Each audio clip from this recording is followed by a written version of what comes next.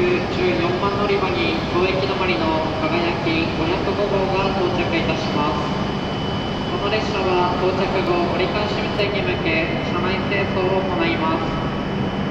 到着後すぐのご乗車はできませんのでご注意ください。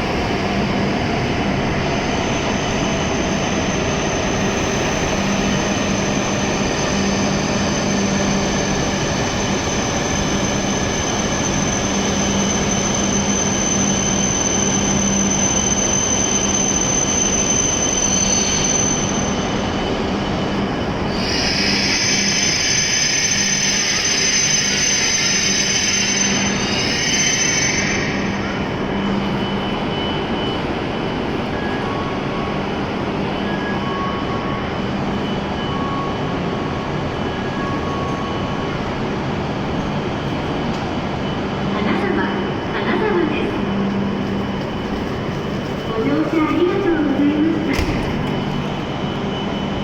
北陸線、七尾線、アイラーン、石川鉄道はお乗り換えです。この列車は折り返し11時57分発秋田562号東京行きとなります。ご乗車のお客様は車両の整備が済むまでお待ちください。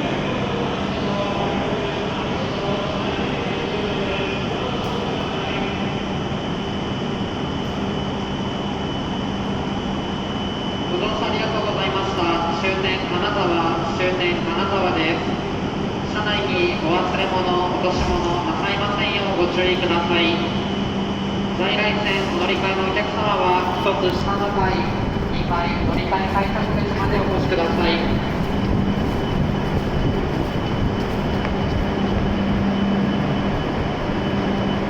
通常階段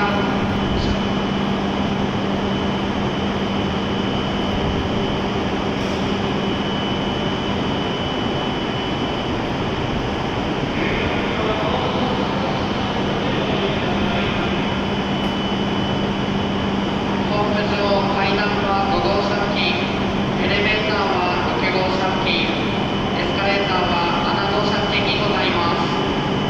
喫煙ルームはホーム上9号車付近にございます。14番乗り場到着の列車はこの後折り返し運転に向け車内清掃を行います。